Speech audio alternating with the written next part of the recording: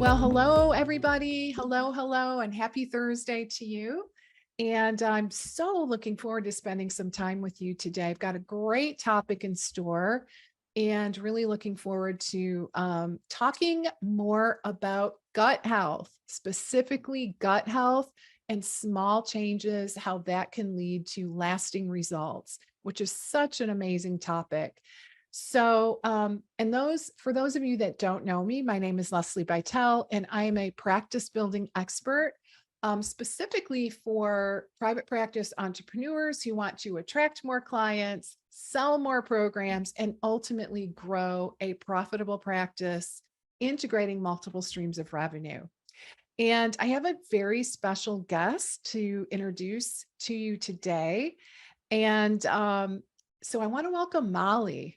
Molly, welcome. So excited to have you on the show today. Thank you. Yeah.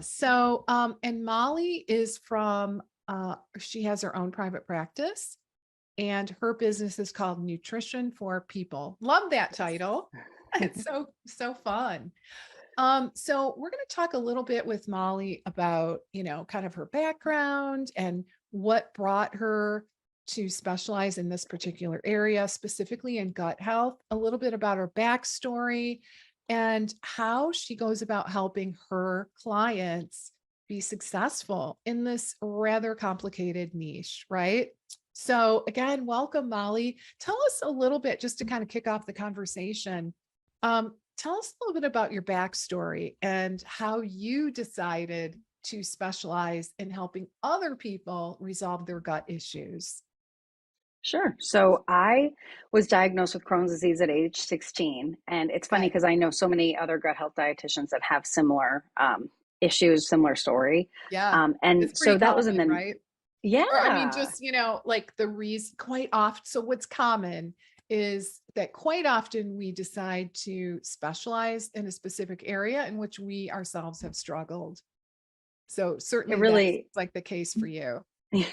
it brings that extra element. When Yeah. I was diagnosed, it was the 90s, and there was not a lot of research. There wasn't a lot of people out there to help.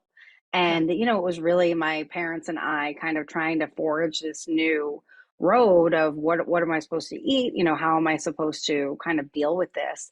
And there wasn't really anyone to help. So I'm a second career dietitian, and I transitioned from being a chef to being a dietitian with the sole Right. intention of doing this. So it was never a question for me of picking a niche. And then I Always did been. have a fantastic preceptor in my specialty rotation at UNF. Okay. And she really showed me, she was certified by the Integrative Institute for Functional Nutrition. And she really showed me all of these different things it was a whole new world that she opened up for me. And I'm super grateful for that. So exciting. So, what compelled you to move from being a chef, which obviously is somewhat related, but let's be honest, like it's a lot more education, right? Yeah. So, what was it that compelled you to say, you know what? I maybe you enjoyed being a chef, but it's time to ramp things up and move more into a clinical space. Do you remember that decision-making process? I do. When I was younger, school wasn't really my thing. Okay. And I think it became easier as I got older, certainly. But also, my mom is an eating disorder therapist. She works with food, and she was seeing people that were kind of bariatric surgery and asked me to do a cooking class for them. And so I was actually helping them, like avocado vinaigrette instead of ranch, kind of a thing. Okay. And seeing their faces and seeing like what a difference it made, like still makes me feel like so warm and fuzzy inside. Yeah. And after that, it was like, why am I making kind of overpriced food for people who, you know, can afford it and not Right. for people who can't, when there's such a bigger world out there Yeah. that I can kind of apply my skills to and help people more. So interesting. Um, and you had mentioned to me that both of your parents are therapists. That said, I did not realize that your mom had this specific specialization. Hmm. with eating disorders. So, so interesting. Had you ever thought about specializing in eating disorders, just kind of based on the work that you saw your mom doing? Yeah, no, no, I didn't. I think that, there's just like all of us, and it's been so cool, with every dietitian that I meet, it's like everyone really is different, and we all have this Yeah. unique kind of fire. Yeah. And that was just never mine. Yeah. Yeah. But, I love referring people, and I have so much, like, it's such a big world, just like gut health that, Right. Yeah. And you and I were chatting a little bit before we clicked the go live button about just that there's a lot of, emotional well-being and psychological parameters when it comes to working with a gut health patient, right? yes. So I'm certain I'm thinking we'll delve into that a little bit more in this conversation. So, okay, so um let's talk a little bit. So you were diagnosed at a young age, Hmm. right? What Yes. have you seen? So that, that was when you were 16 in the 90s. What have you seen shift in terms of treatment for IBD, over these, past, couple of decades or few That's a decades? great question. In my thesis, I had mentioned, for my graduate thesis, I had mentioned that the amount of research, there was, in the early times, there were less than 10,000 studies about gut health, IBG, specifically IBG and nutrition. And now there's, over 30,000 peer reviewed studies that we can Okay. really kind of go to that are recent and, applicable Yep. to this. So with that, you're starting to see it everywhere, right? The probiotic boom and these everything uses gut health as a tagline in a marketing way, and microbiome in a marketing way. And as annoying as that can be, it's also really exciting because people are getting excited about it, and people are really saying, "Hey, there's something to this," and I think that that's important.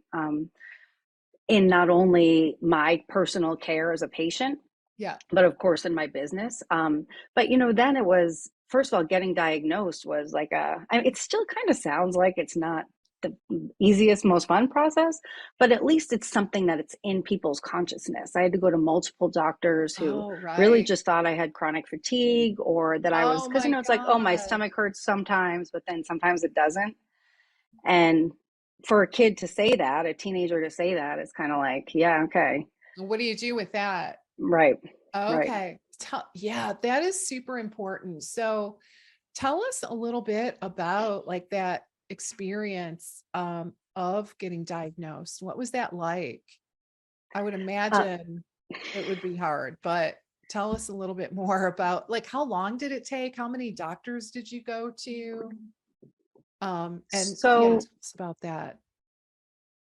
I went to my pediatrician, and then I think someone else. I'm from Maine, so it was like we would have to go to Portland, which was like the bigger city for the Yeah. next step. And then I think I went to finally a gastroenterologist. Was probably on the third try, Okay. and they really just kind of took us in this progression of, well, you're stressed out, you have this, you have this. And then when I was diagnosed, being 16 and getting a sigmoidoscopy or a colonoscopy or drinking the barium, I mean, that's not stuff that 16-year-old girls should have to do. No, So it's been a that's real rough. joy to apply that, even with the older patients, or Mhm. anything, because, we all go through, it's pretty, there's a lot of humility involved. Yeah. And in the symptoms, you're at a friend's house having diarrhea or whatever it is. Right. And So there's really no hard. one, we didn't have social media. So it wasn't like there was a hashtag where I could, or a support group. You thought So, you were it's come a alone. long way. I'm sure you felt very alone. I did. I did. And I'm sure that my parents did too, like looking back now. Right. Does anyone else in your family have Crohn's? No. Okay, interesting. Okay. All right. So tell us a little bit about again, kind of going back to the experience that some IBD patients experience, like in the medical arena. Um, do you find that there's a disparity between what patients tend to hear from their medical professionals versus, what the reality is in terms of what they need from a nutritional standpoint? Sure. So, first of all, I would say medication has come a long way. Certainly, I was on steroids for a long, long time. And now we Oh, have all these biologics. They're coming out with the okay. pills. That small molecule is really kind of catching on. And so that advancement has been a gift, I think, to all of us, Okay. because, it's not as much like you don't have to suffer for as long before they put you on something different. It's kind Okay. of a little more streamlined Yeah. now than Okay. it was. Yeah. And I can't like being on steroids, Yeah, especially when you were young. right. I would imagine that came with a whole host of unwanted side effects, right? I'm Sure. guessing. Yeah. And I think with physicians, like I tell my clients and like I really tell everyone, I would not want to learn all of the things that physicians have to learn and then do individualized nutrition therapy, all within the span of 15 minutes, right? So we're diagnosing you, Right. we're scoping you, we're Right. medicating you, and Right. now I'm going to give you a little counseling session.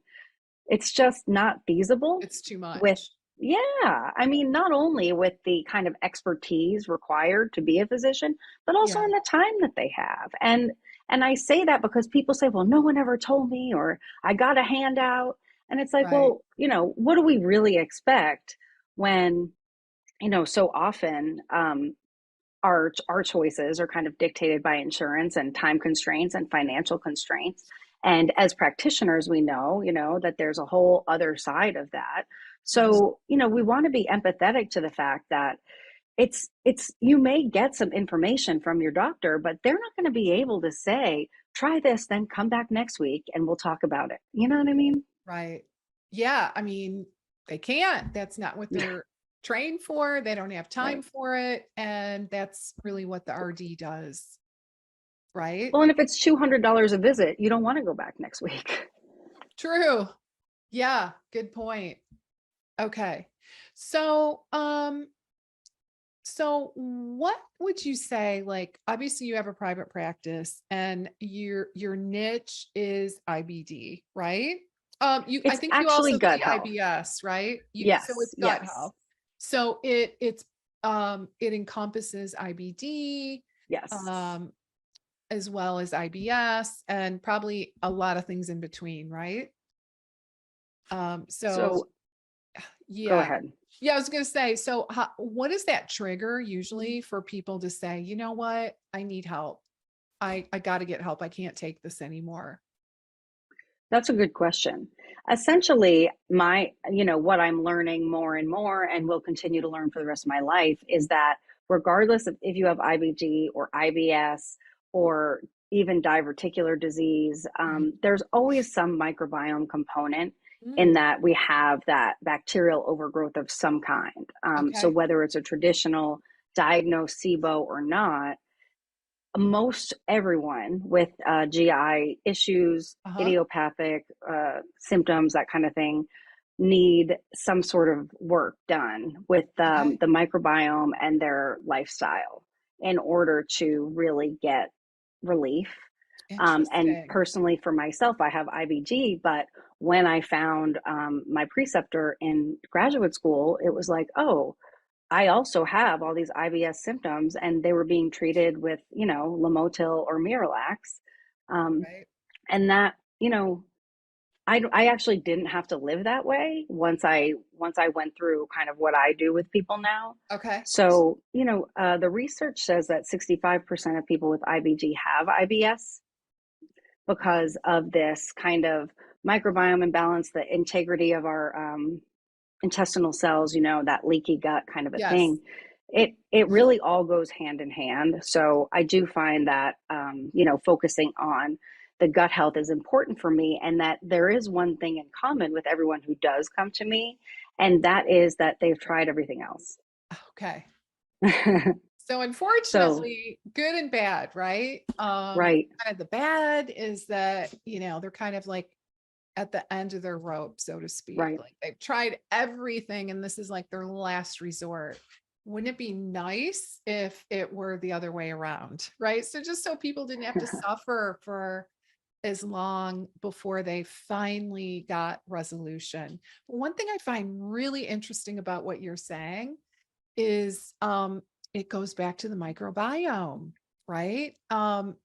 Even for things such as diverticulosis, I think that's what I heard you say, which I honestly, I gotta be, I don't think I would have connected those dots with the microbiome.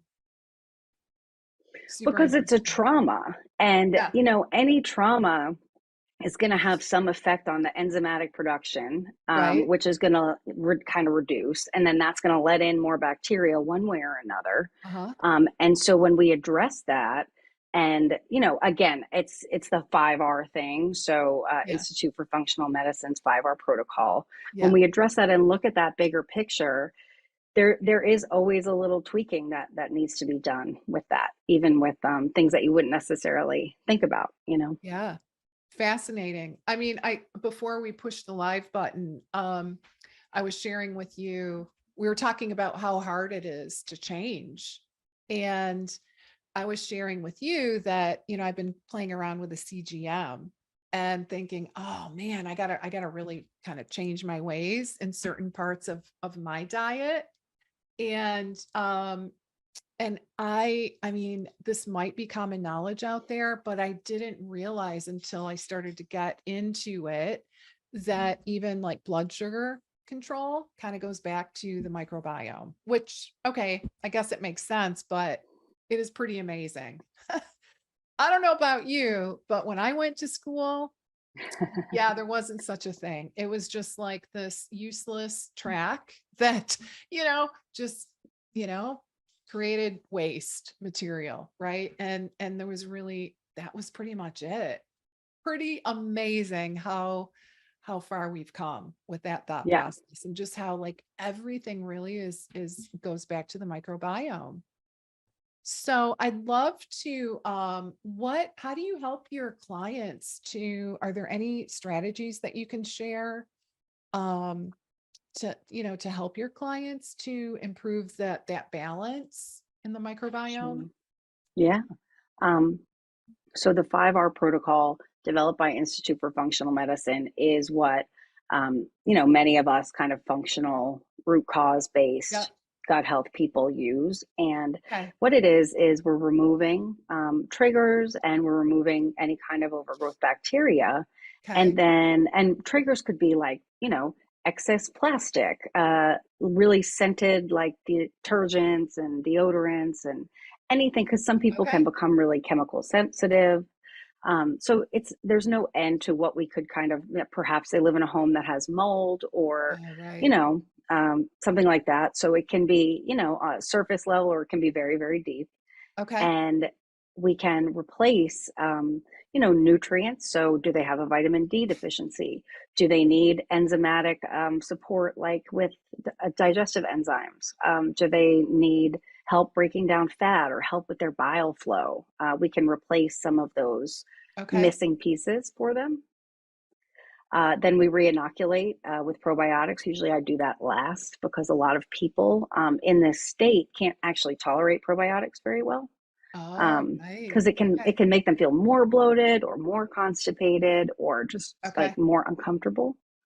And then we go ahead and repair that GI tract. So, healing up that leaky gut, making sure that we kind of, I like to say, apply almost like a balm, like an aquaphor, to the inside of the GI tract, Okay. using, dietary interventions and also a few Right. supplements, and then rebalancing the lifestyle. And so that's what I do with my clients. And every single client is so different. But like I said, what they do have in common is that they have been around the block. And as someone who has also been, I understand that. And something that I really have had the joy of learning is, you know, just like I feel like I need to reach out to people like you and people like other mentors in the gut health community for reassurance and for information and for Yeah. direction. They need that too. And so, just like with that, I want to say I want to make sure and assess, where they really are at, um, Mm. because this is an overwhelming. Even just saying that, it's like, oh gosh, where do we start? Right. I was So gonna I don't ask. want to hit people. Yeah, it's a lot, right? So, and I do want to ask you a little bit more about how you prevent that overwhelm, but I am curious, what, because man, you start going into like all the potential environmental toxins and all these things that you could potentially remove. How do you assess that? Like, I honestly, it'd be really tough. I think, like, where do you start with that one? So I think the more people that you see, the better of an idea that you kind of get, Okay. first of all, about where they're coming from. Yep. You know, and it's just through really deep questions. I send them a very detailed questionnaire before I meet with them, and then I Okay. review it. And I also have a call with them for a little while before we actually meet. Okay. So I probably gather information for over an hour before I even talk to them and gather more information. Okay. So, of course, one of the questions is, have you ever had Lyme disease? Have you ever been exposed to mold? Have you ever lived in a home where the basement flooded? Okay. Do you use scented products? And then there are clues as well. Yeah.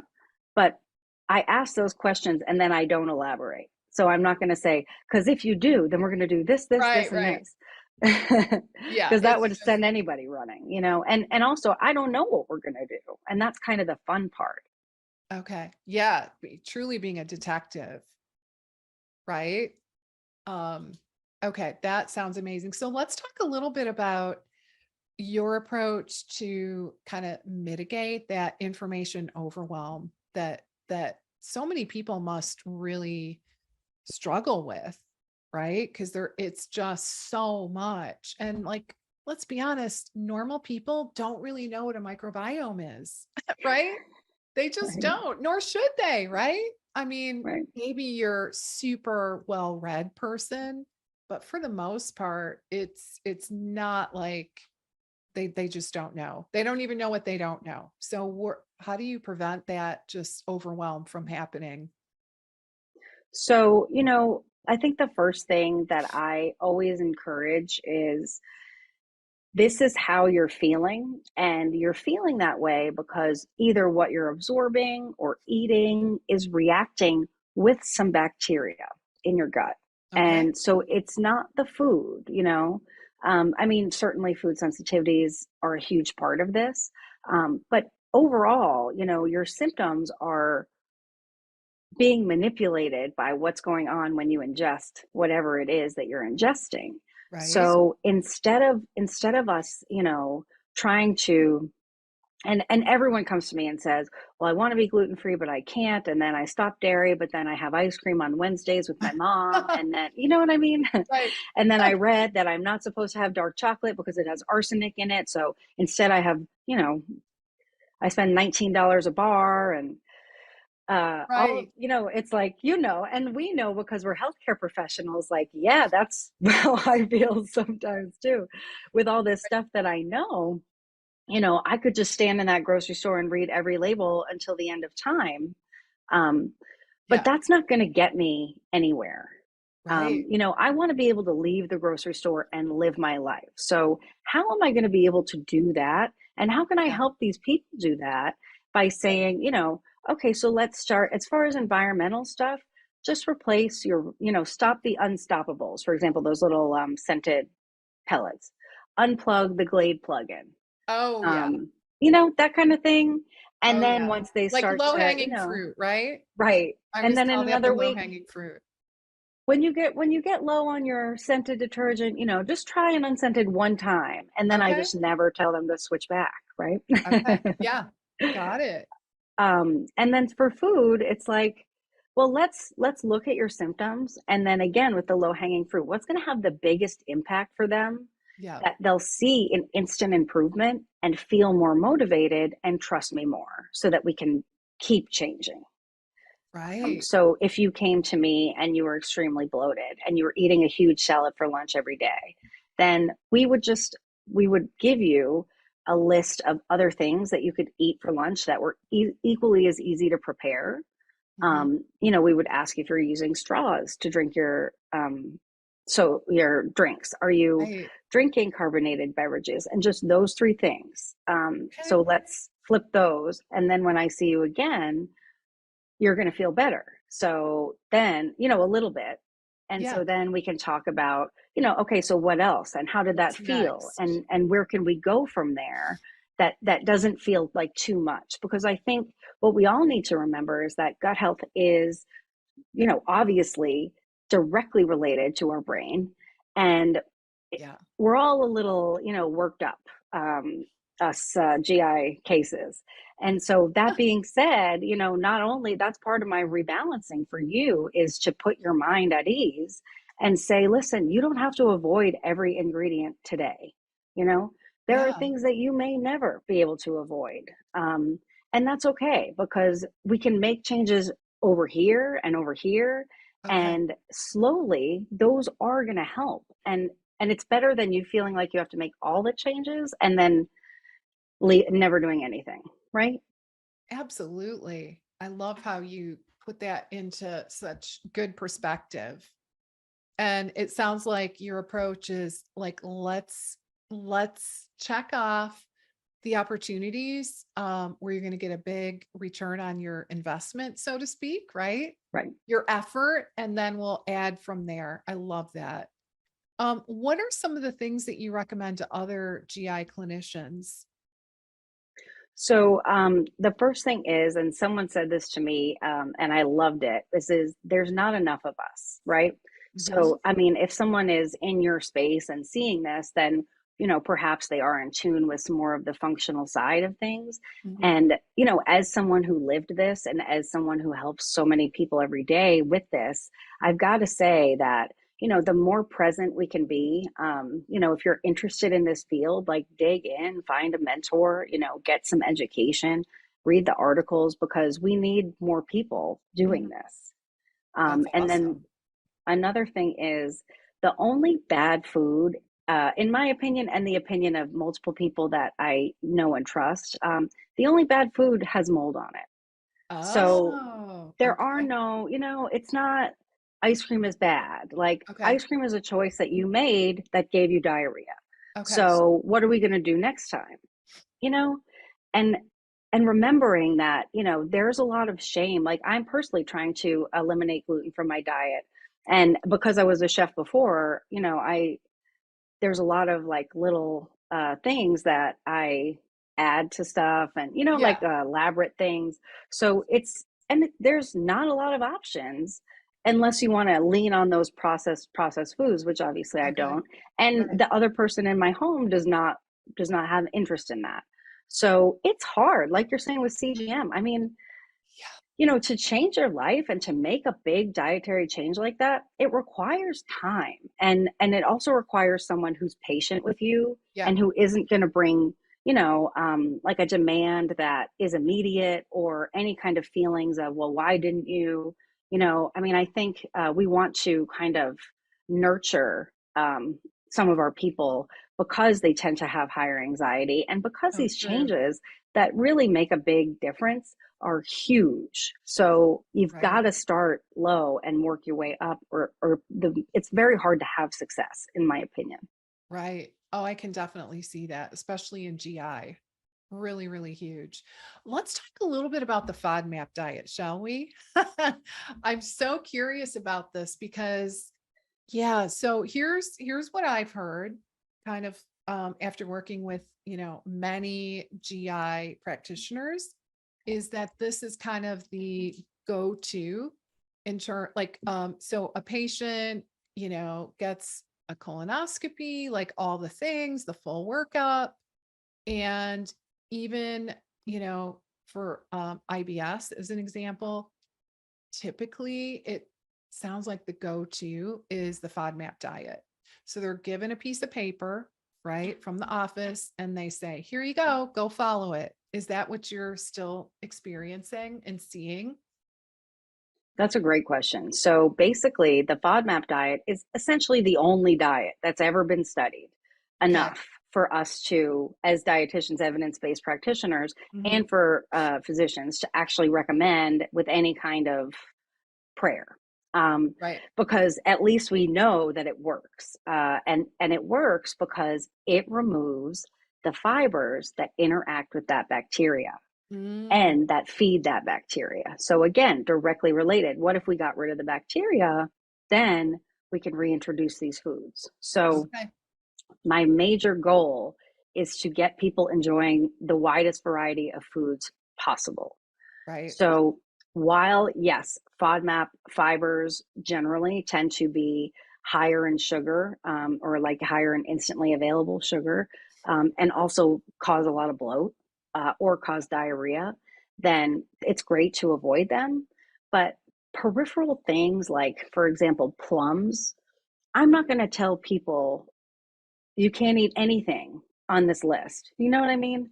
Ever, until Right. we're done with our 8 week, period of whatever it is. Okay. And because that's not necessarily, I don't think that that's, again, I think that's too big of a change. The FODMAP Okay. category is gigantic.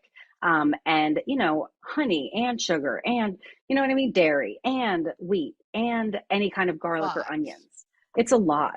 Um, so there are some wonderful products out there that really support it.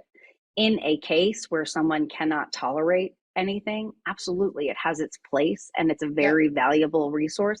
And it does. If somebody gives you a handout and you follow it, that's great because you are going to probably feel a little better. Mhm. But then people come to me and say, I'm so afraid of corn, I make my own baking powder, because I can't eat any FODMAPs and I haven't eaten them Oh. in 6 years. Oh my And gosh, that's not the FODMAPs idea, as far as I know, FODMAPs, right? I know, I know, You're but not they're supposed to also like avoid them all those forever, good, right? It's right? temporary. Right. It's meant to be in all the research studies that I reviewed, and I've done a lot of research on this. Yeah. The majority of people do not exceed 12 weeks ever. So, Okay. what happens after that 12 weeks? You've got to get these prebiotic fibers back into your body so that you can feed the good gut Okay. bacteria.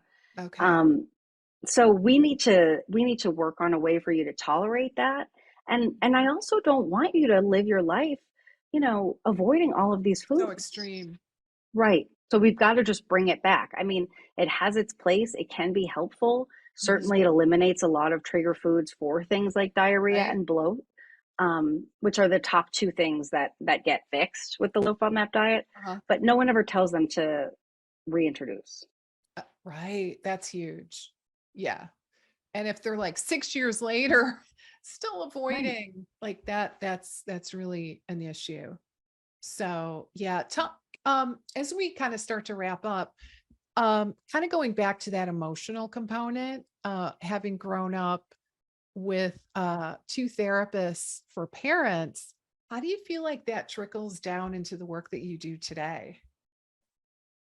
I'm I think there are sure some it's a things. huge impact.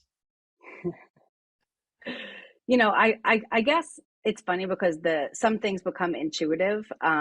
So maybe I would notice something that somebody else wouldn't notice in body language or in Hmm. the way that they're talking about something. Uh-huh. And I mean, even still though, traditional school and IFNA have really kind of helped me remember like the trauma piece and Okay. all of these other things that can really trigger some of this stuff. Okay. But in general, I feel like I have been given the gift of being a little more empathetic and a little more in tune perhaps with what someone is not saying. So good. So good. Yeah, kind of reading between the lines, right? And just being really intuitive. I love that. Yeah, I know. I'm so fascinated by what it must have been like for you, growing up in a family with two therapists. I'm really interested in that because as I shared with you, that was not the case. right? For me. So I had to kind of learn, I had to learn all that as an adult, right? Like feelings, like what are feelings, right? And it's okay to have your own feelings. And yeah, a lot of post childhood learning, shall we say. Um, super, super interesting. So is there any final words of wisdom that you'd like to share as we start to wrap up for today? I want to say two things. Number one, remember the impact that this person has been through. So perhaps they're on a $5 a month prescription of Linzess and it's not working, and they've eliminated 20 Okay. foods and that's not working either. Yep. Then we want to give back. We don't want to keep taking away. Mhm. So whatever we can give back in terms of sympathy or empathy, in terms of a different answer, but also in terms Yep. of supporting them to say, listen, I know you're holding on to this with a death grip, but it's not working. So, and also working with the team, the interdisciplinary team, because I would never tell someone, obviously, to manipulate their medication. I would say, go talk to your doctor about it. But I've never sent someone to their doctor to talk about it and had their doctor say, well, you're an idiot. You know what I mean? Like, they're Right. usually extremely understanding and are willing to have that conversation. Like, well, give Yep. this a try, or let's change this, or something Okay. like that. um, and the interdisciplinary piece is huge. And then the other thing is, it just kills me when I see on social media, you know um, this is just wrong, and this is gonna kill Oh, you, and any canola oil, or anytime you ever have a plastic cup, you are killing yourself and you're ruining okay. your gut. And the fact is, like, we're all gonna have a plastic cup once in a while. Right. um, and it's important, I think, for us as practitioners to understand what we know and to translate that in a way that is caring and not so extreme. You can say, Right. these are the facts, this is the research, this is what I know, Mm-hmm. but you've got to then say, here's what you can do, or even if you just make this change, it'll be an improvement. Like, Right. don't eat fried food every day, and instead, choose maybe avocado oil at home. But don't go around, like, to the Whole Foods hot bar reading what kind of oil they used, and then thinking that you're a bad person because you're trying to get Brussels sprouts on the Right. go. you know Right. Oh my gosh, such a great point. Yeah, so kind of putting things in perspective, and instead of it being so black and white, which I think really provokes like almost a sense of fear, kind of perpetuates right. a fear-based approach perhaps. Yeah, that is such great advice and recommendation. Such a good recommendation for everyone. All right, guys. So thank you so much, Molly. This Thank was you. super compelling. And honestly, I learned a ton. So I'm really excited about that. And for those of you that want to learn more about Molly and her work, I invite you to go to her website, which is www.nutritionforpeople.com, and you can get a better sense of the work that she does and a little bit more about her approach. And yeah, and so happy Thursday again. FYI, we did pre-record this episode because while this is airing, I will be on an airplane headed to the Integrative Health Symposium in New York City. So if by chance you're going to be there and you hear this message, give me an email, Lesli@lesliebitel.com. In fact, Thursday at 7:30 p.m. Eastern, we're planning on meeting for a little happy hour. So drop me a line, and I'll be I'll be sure to share the location and some of those details. All right, guys. So anyway, I'm really excited about that. Hope to see some of you in New York City. And thanks again, Molly. Really appreciate your time today and your willingness to share all of these great tidbits with Thanks. both myself as well as our audience today. All right, guys. Appreciate the Yep, opportunity. you bet. All right, guys. Have a great rest of your day, and I will look forward to seeing you all next week. Bye for now.